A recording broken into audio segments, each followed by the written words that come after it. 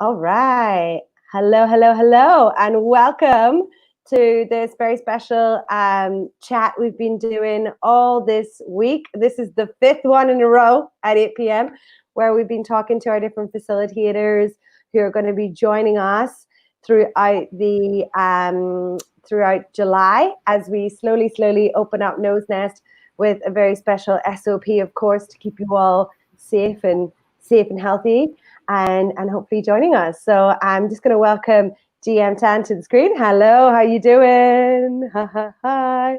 So he is just trying to figure out how to join. Oh, there he is. Awesome. He sent me a request, so we're going to go live together.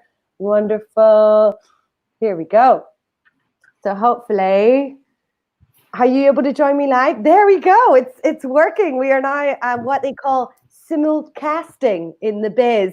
We are live on our Instagram, on our Facebook, and on our YouTube, all at the same time. Yes. So thank you so much for joining us. It's really good to have you. Thank you to our 3 people who are watching live on our Instagram.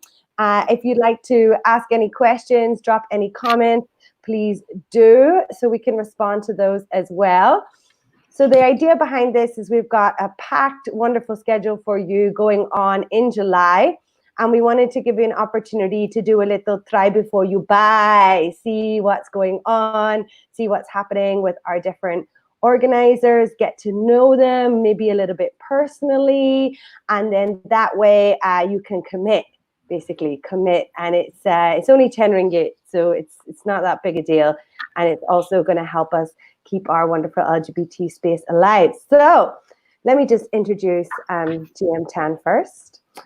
He is a lawyer. He's part of the Malaysian Bar, so he gets to go and like be in court and stuff. And he's also out and proud trans man. Yeah, so thank you so much for joining us. How are you feeling today? Hey, Kat. It's been a bit busy, but it's been good. So how are you? Yeah, I'm good. You're literally just in the door. I know that you were like rushing to make this meeting. So thank you so much for giving us your time today to talk about what everyone can expect from your Zoom session. So we're opening up physically, but for GM Tan session, it's going to be via Zoom. But you will have to pre-register and all that kind of stuff. It's going to be super exclusive. I'm doing great. We had a queer money management session today. I think we had 10 people. So that was lovely. Yeah, it went super well. People really enjoyed it. They got a lot out of it. And I think you would appreciate it. It's they also had a kind of self-care element to it as well. So looking at how we can make sure that we're like aligning our passions and what we want to do, and trying to not get overwhelmed in this time when things can be quite scary and uncertain, especially in terms of money, and kind of linking how we feel about money to self-care. So yeah, it was lovely. Yeah, cool. So we've already done one session with you, which was really well attended on Zoom. I think we had 40 signups and about 20 people who turned up. So that was pretty good. Oh yeah, definitely. You know. No, you say? So the first session, you were focusing a lot on IC change, and we were talking a lot about interactions with the police and things like that. So do you want to tell us a little bit about what people can expect from the next session? Well, there's been over the last 1 year, I've been having a lot of conversations with people about the ideas of masculinity in our everyday lives, and especially for the trans men. I think the dialogue and the conversation is a little bit more layered because like for example, for me, it was like I had more than 20 years being a woman. Even though I wasn't actually, I knew that was not my true identity, but still, you cannot separate that your reality was still a female existence, right? And then when I became male, part of what I had to do was to recognize that I still have my feminine qualities, you know. But then does that qualify me to be male? You know what I mean? So there was all these questions during my coming out, and now my everyday existence. Like for example, like right now I'm wearing I think it's lilac V-neck, right? So like for some people, is that a masculine thing? Is that a feminine thing? You know. So the next topic that I want to do is something that a lot of people have been asking me to talk about, which is like, could we have a chat about what it means and what masculinity is, especially for the transmen community? You know, this is, I mean, it's so starking real for the transmen community because, you know, there's where do they stand authentically and where do they stand as in a way male performance, if there's such a thing, you know, because a lot of guys, trans men, feel they have to put on a performance just to maintain a male stereotype, right? But then the problem is, what is a male stereotype? That I don't think there is with the new norm. I don't think that the male stereotype is fading away. You know what I mean? We hope Um, so, anyway. yeah, yeah. I But I mean, feel like it's quite trapping for men, for people who are born, who are assigned male at birth. It's the masculine identity, whatever that really means. But in terms of the sort of traditional idea of you have to be tough and you have to be macho and you can't show emotions, like, I don't know, that doesn't sound like something like to aspire to. yeah, yeah. Because, like, for example, I do feel that masculinity is important, but I think a lot of the teachings, I think the teachings that I learned to be male were not very helpful for me because I have my own uniqueness. You know what I mean? And believe it or not, being a trans person helped me also embrace that uniqueness. That actually, technically, I'm not supposed to. I don't really need to conform to the binary system. So like, you know, like I see, like for example, you know, some of the men that I really admire, like for example, George Clooney is one of it, right? It's just my personal preference, okay? Like what I like about him is that sometimes I see in some of his pictures and the way he moves in some of his movies, he has this very graceful way of articulating himself and carrying himself. And then is that a male thing or is that you know, feminine thing, you know.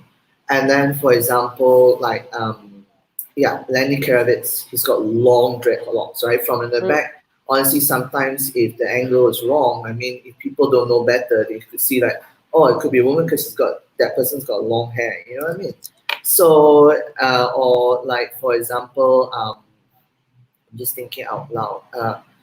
Like for example, Russell Brand, he's got really, really long hair again. You know, if you don't look at it from the front, right? He's got skinny legs as well, right? So And I he mean, exhibits a lot of kind of feminine attributes, perhaps. Whatever, exactly. you know, in air quotes, feminine. Like he can be very like, like you know, and exactly, and I've seen like some trans men who exhibit very feminine qualities, but it does not make them less of a trans man, or that does not make them less of a man. You know, so like I've been also telling and sharing with a lot of people that it's really about how you feel inside rather than how people perceive of you. And I think if you get that right first, the whole world will follow. You know what I mean? But that's just what I like to discuss in the next topic. You know, in 2 Fridays ahead. You know what I mean? Yeah, awesome. It's on July the 17th. It's going to be, I think, is it 8 p.m.? Have I got the time right? Yeah, it's 8 o'clock to 9:30. Yeah. So And, it's, yeah. And how do people, do they register with us? How do they register? How would you like people to get that Zoom link? Well, there's a poster that I put up on Transmen Malaysia Facebook group. And I don't know if it's up on Nose's Facebook group. But if it is, then people can go to Nose's Facebook page and see the poster there, or Transmen Malaysia. And there is a link there. So all they have to do is either click on the link or type the link out, and it will lead them straight to a registration page. Also, because this is an event where we are actually asking for people to donate towards the cause of NOS. So if people can put in a donation and let us know that they've donated, then what happens that they'll be given a Zoom link. The reason why it's still being done on Zoom is because, for now, for last month, this month, I just want to make sure that everybody's safe and that there's no issue with multiple people gatherings.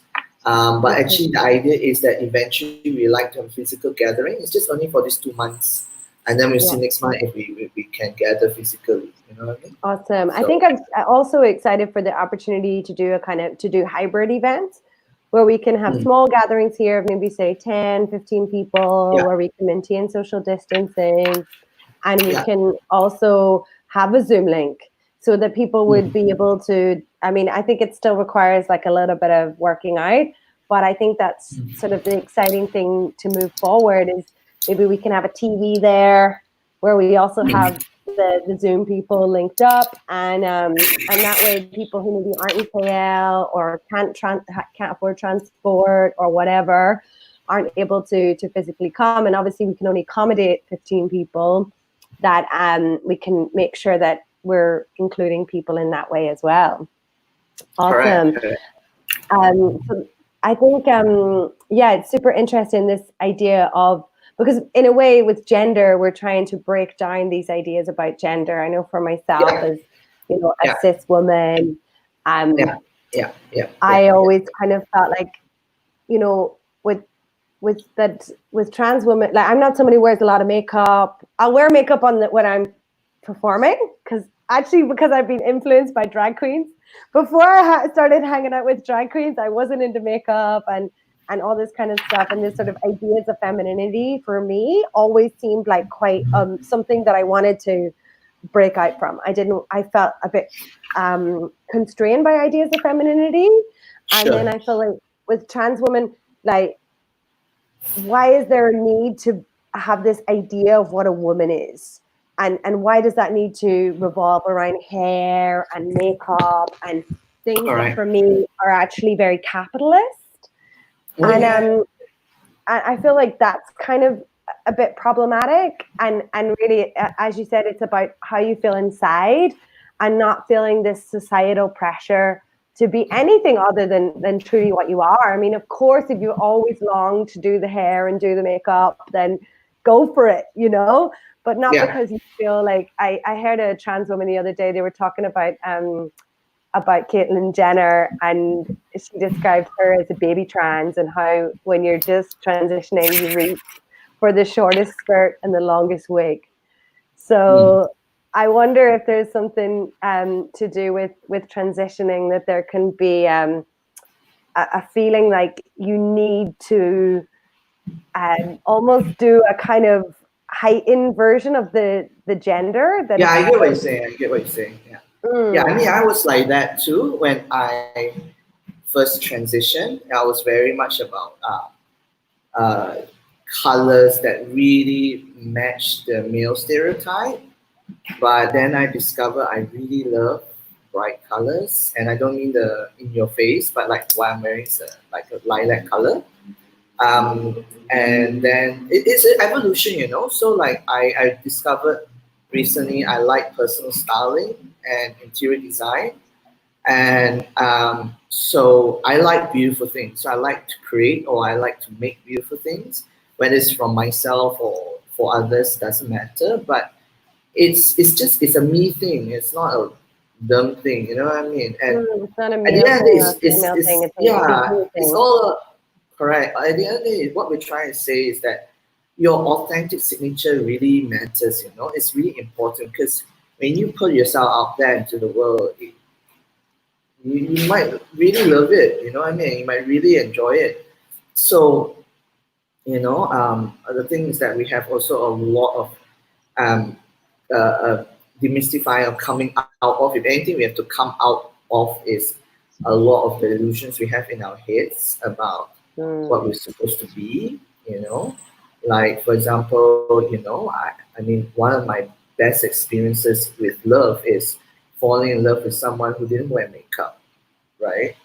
Because I saw her as a woman. I mean, does she need to wear makeup for me to see that she's beautiful? No. I just zing with her, I guess. So that's beauty, you know, that's authenticity. You know what I mean? Mhm. So I feel like if we can make it that bare, simple and basic, it's the world is a better place, you know what I mean? Yeah, I think that we all just want to be seen. So Mm. perhaps when people are first transitioning, they want to be seen for the gender that they are. And Mm. then there's this need to really perform that gender, but in this stereotypical way, because that's how Yeah. you can be seen. And as you start to Yeah. be more comfortable in your Yeah. identity and you don't feel like you need to prove anything anymore, I think that then makes you feel like, oh, it's okay. You know, I can be who I am. I know for myself, when I first realized that I was a lesbian, and I went to the LGBT group at my university, and there was like only two other lesbians there. Sorry, I've got Yo-Yo at the window. Like, I feel like I just have to show this. And when I was, I was at my uni, and I was like, okay, this is my chance. I'm gonna be a lesbian now, Gold finally. star You lesbian. know, no, not even lie. Already had boyfriend already. I was like, but I'm not gonna do that anymore. I'm gonna stop having boyfriends. I know that I don't want it. I'm gonna be a proper lesbian now. It's my chance at uni, you know, to reinvent myself.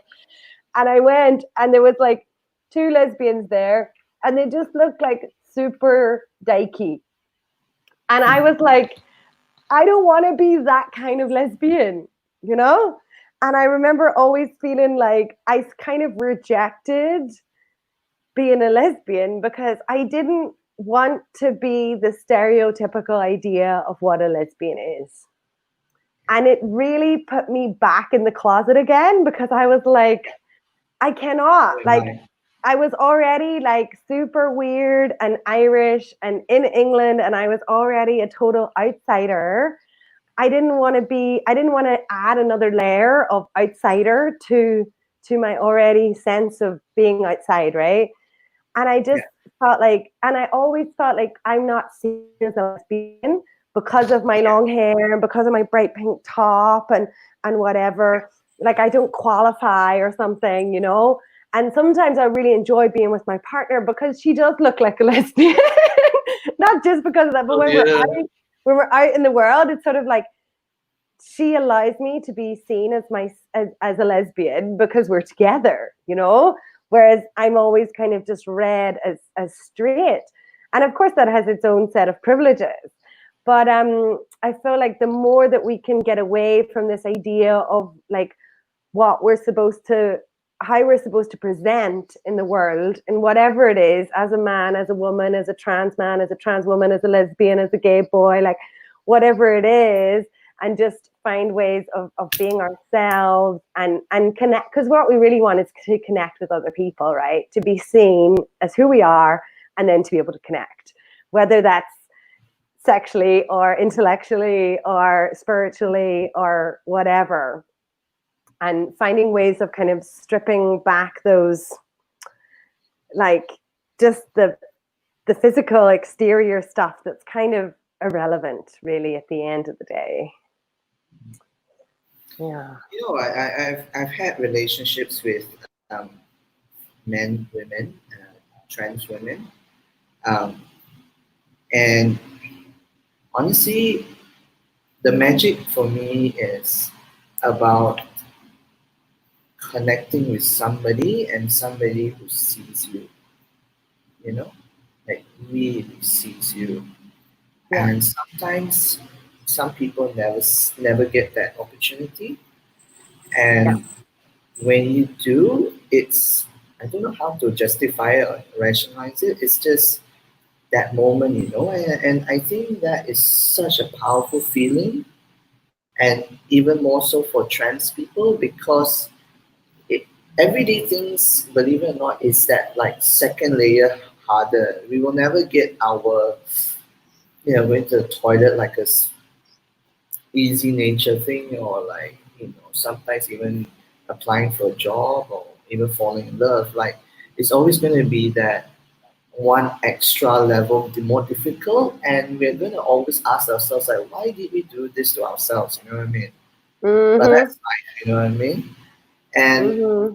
said that the funny thing is that then because there's so much of hurdles, the glory at the end of it that's waiting for us is just so high. It's amazing. Because all the things that I've overcome to be here where I am right now uh, is like quite a number of American movies involved, you know what I mean?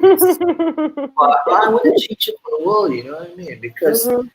I get to like this now. I came from a meeting with another trans man who was sharing with me his beautiful love story with this woman who, you know, he could not give up on and who did not give up on him. And like even though he rejected her and he made it difficult for her to love him, she Mm. just stayed because she was like, I know what I want, and they're gonna get married. Oh. And that's Oh. beautiful, you know. And for me to be in a position where I can use my expertise and my experiences, because you're saying that he actually spoke to a few lawyers, but nobody spoke to him like the way I could. And I said that's because I'm a trans person. So like, if I'm going to tell you something about the law, I'm going to tell you something about how to get around something without breaking the law. I can because I'm living it.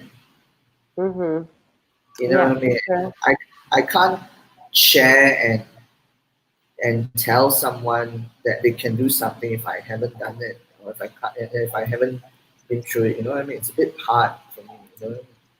So like I always also tell people like I wouldn't know how to help you if, but I will tell you if I have never experienced this before. So like we can either figure this out together. But if I have, then I will tell you. You know what I mean? Yeah, for sure. And I think it's so wonderful to see that you're able to, practice law and to be able to use that position to be able to allow a certain level of comfort for your clients who may be trans or may be gay, that there is an understanding already there and that there isn't something again that needs to be hidden. Because going back to this idea of being seen, so often in our interactions, whether it's at work or with family or legally, we do have to hide who we are. And that's a constant kind of mental, emotional, and soul toll that it takes on us, I think. And I really, just thinking back to when we first met and the talk that you gave at Nose that time when I think we had 40 people packed into the room. It was absolutely amazing. Definitely no social distancing was happening then. And it was a very empowering to hear you speak about the different ways that we can still access our rights as how LGBT people in this country can access their rights. And I know for people, even the talk we had today with Queer Money Management, one of the people who was there for your talk was then inspired to do these Queer Money Management talks at Note Nest because they were like, oh, okay, Ken, like people want to hear about the stuff and people are interested, and it doesn't just have to Yeah. be a party. It can also be an opportunity to learn and grow and be empowered. Yeah. I feel that see empowerment in my past experiences, and the word empowerment and the people who use that word around me always carried such an angry tone or emotion behind it. For me, my sense of empowerment is about healing. You know, Mm. it's so much about healing, so much about not being alone. You know, like because I had to do a lot of things by myself, and when I did have people, I couldn't hold on to them because I was so damaged inside. Mm. But now it's about like I'm in a place where I don't feel so damaged inside, and that's why I can give, right? Because I always tell like my staff, you know, you can't give what you don't have. So you can't. It's not fair for you to enter a relationship if you're not whole yourself, or it's not Mm. fair for you to embark on a journey of transition if you're not. Honestly, if you're not prepared, you don't feel like you can stomach it because transition is not like okay today I'm male, tomorrow I'm female. Oh, my dad didn't want me to be male, so I'm going to be female. it's already hard enough. It's going to be really hard. But the thing is that you can detransition, but don't make it like it was the community's problem that you didn't have such a good journey. You know what I mean? Yeah. And it's not going to, if you have problems before transition isn't going to solve those problems. The problems are still going to be there. Yeah, see, a lot of people transition or even like start taking hormones because they think it's going to save their lives. It's part of a journey. It's not the solution. You know, it matches you to get you to the actual identity that you've always felt inside. But you gotta be stable. You know, you gotta have the money to like afford your medication and to afford your supplements. Like I have to take supplements. You gotta exercise. You know, or at least do something that, because you know when you transition, your body goes through changes. So you gotta give that love back to your body. You know what I mean? And then you know, you can't just like sit in a corner and say like, you know what, the world has treated me so bad. For me, I realize everyone's being treated bad. So like, yeah, but there are people are making lemons out of really rotten fruits that they have, you know. So like I told myself, stop playing the victim and just. But then again, don't dishonor the emotion, you know. So yeah, you still need to grieve, and you can still have gratitude while still grieving and still acknowledging whatever it is that's is upsetting. You know, if you just try and sweep it all under the carpet, it's going to come back to you also. Yeah. I mean, I really felt for one of the trans person one day when I was putting a post about gratitude. You know, partly as being a trans person, but during the MCO, and this person actually wrote back and said that it sounded like I came from a privileged place. I really felt for that person, and I did wonder what that person must be going through to say what he had to say, which I'm sure is very valid, but I felt like gratitude is a very powerful thing, you know. Even if you have so little in life, even if people are suffering around you, even if you have cancer, for example, even if you are half dying, literally, gratitude lifts you up, you know. And I believe that we are born here not to die or to live a living death. I believe we are born here to actually make something out of ourselves, even if it means it's just being somebody's mother or somebody's sister. It really doesn't matter, you know. But I have learned personally that I've spent so much of my life, almost my entire life, judging myself worse than anyone's ever judged me and not benefiting from it. So part of the whole idea about masculinity is to explore and see how many ideas, how many worlds are there out there that people are enjoying from being masculine or enjoying being a trans man. And I feel like the together message would be so beautiful. It would be a very beautiful and positive energy. Awesome. All right. That's like we've been chatting for half an hour already. Really? Sorry, I can get carried away. No, it's okay. I was like, if me and GM try and get together, it's going to be a long time. All right. Awesome. So just to recap a little bit, if people want to join the Zoom talking about ideas of masculinity for trans men, then it's going to be on the 17th of July at 8 p.m. We'll post up on the Nose Nest where people can register. And to donate only 10 ringgit, you can go to bit.ly/nose donate, and donate is spelled DON8. And then just put in the payment purpose as T Talks. Are we going with T Talks? T Talks, Trans Talks, something like that. We'll figure out which one you T Talks means Transformation Talks. Transformation Talks. And is it open only to trans men, or is it non-binary, or what's the door policy? At the moment, it's open to trans men. I don't feel that there'll be a problem in non-binaries, but it will basically be people who identify with, basically from the trans men community. Actually, it's supposed to be 15 ringgit, not 10 ringgit. Oh, 15. Whoops. Sorry about that, guys. Yeah. So Yeah, pretty much it's a charity linked event. So, and the charity would be technically NOS. So, to help, this is a healthy collaboration with NOS that I am very proud of and humbled to be with, because I want more and more healthy LGBT spaces to exist.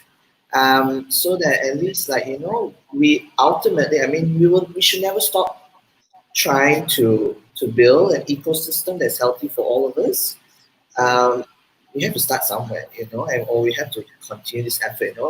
So many heroes before us and still are doing it. So why not just expand the community? You know what I mean?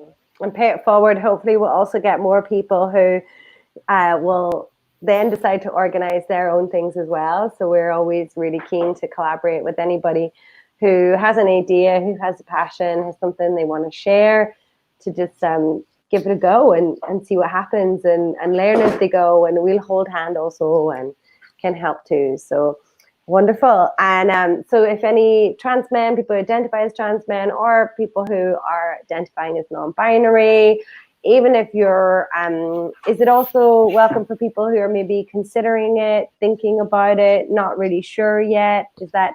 Yeah, So, definitely. yeah. So It has to I be think, open for newbies as well. yeah, because everybody has to start somewhere. And I know that was definitely something for me whenever I was first coming out. It was like, oh, I know that I want to be with women, but I can't seem to find anyone. So also it's like sometimes you need to, this is before Tinder, right? Imagine. What did we do there? ICQ, MRIC. I remember Gumtree, okay? Oh, Women Gumtree, seeking women Craigslist. on Gumtree, Yeah, and it was like so dodgy in there. I've done Gumtree. Yeah, met a few girls. We're like the same kind of vintage, right? Yeah, UK is Gumtree. You know what I mean? Craigslist and Gumtree. Yeah. So these days a little bit easier, but of course it can be a little bit of a scary minefield out there too. So I think anyone who's sort of questioning is also very welcome to join as well. Definitely. Awesome. And also GM10 is available if you need any legal services. You want to get wonderful lawyer that he is. So please do get in touch as well if that's something that you need. And what I really loved about your talk was the way you spoke about having this heart-based approach to your legal practice, and seeing it not as a space for fighting and coming apart, but actually an opportunity of bringing things together and finding resolution, and it not just necessarily being a place that's like gado all the time. Yeah, I mean, I found that approach really successful in court. Like, I won a case yesterday, and I found that even just talking to a judge in a more friendly way. I mean, when I say friend, I don't mean like, "Hey, what's up, judge?" Hey, I'm not. bro, relax, lah. Yeah, but it's like a very. I'm talking about in a very like you disarm a person. You know what I mean? And at the end, they honestly, people just want to be spoken to either in a kind way or in a civil way, and if you're a professional, in a professional way. I feel like today's world, the heart-based approach is coming out, because those were the days where you were taught, forget, don't be so emotional, use your brain, up, why so emo, I for some reason I feel that it hasn't been working for actually a very long time for a lot of people, and didn't work for me very well. So it seems like when I changed to this approach, honestly, my work and my lifestyle getting a lot better. So hey, I'm just being honest, you know what I mean? Yeah, and I think again, it's queer people spending a long time hiding who we are, and not necessarily being open even to ourselves about who we are, and taking time to accept that and love that part of ourselves. And we can get quite defensive and quite almost like expect that it's going to be a fight, because that's maybe what has happened before. and trying to stay in that, trying to make sure that you keep your heart open can be very difficult, because a lot of us have experienced times whenever that hasn't worked out so well. And I think the real opportunity is to remain with our hearts open, so that despite what might have happened in the past, that we can still live a full life and still bring people into our lives who are going to be positive and put that positivity out in the world. Yeah. I mean, right now I'm talking to people, and I'm actually handling some very exciting work. One is about IC change. This now was, and I'm also talking to another person about getting some documents together so that they can plan with their family, with their partners, life partners. So I honestly feel really privileged that I was given this opportunity to be like the bridge for even for myself, because all this information has always been in me. So I find it very healing even for myself, that if I can do this for more people, it's not about their money, it's not about having more business, It's really about seeing more and more of us actually having a successful life, happy life. I don't know about you, but that trumps for me more than anything. It trumps honestly more than money, but I need money lah. All of us need money to eat lah. It's just, unfortunately we all got to eat. Yeah. But definitely feeling that you need the purpose is important. We can't just have purpose and no money, or just have money and no purpose. It's a balance. It's a balance. The answer is always balance. That's what I said to my therapist today. It's like, yep, the answer is balance. It's the balance. That's why masculinity also has to be about balance. I don't know about you, but when I realized and learned about that, I was like, oh, my mind's just blown. What does that mean? And everybody has a masculine side and a feminine side.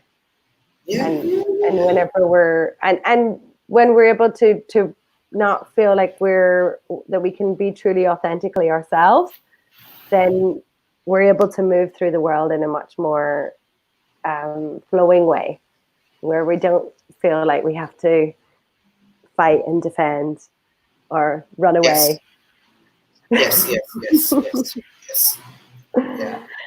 Awesome. Well, thank you so much for your time. I super appreciate it. I know you're so busy and there's lots going on, and I really appreciate having you as part of our community, and that you're running this Zoom talk on the 17th of July. So please do get in touch if anybody wants more information. If you want to be able to get that slot, it's going to be 15 ringgit, which is going to really help Nose Nest to keep going in these times. I know that it's tough times for everyone out there, and we all just have to find ways that we can pull together and support each other. So thank you so much, and it's going to be lots of fun, I'm sure. Oh yeah, thanks a lot, Kat. My pleasure. Take care. I'm looking forward to seeing you in the physical world soon when it's safe to do so. Yeah. All right. COVID kisses. Thank you so much. Thank you, everybody. All right. Cool. All right. Awesome. Thank you so much. Let's see. End all the broadcast.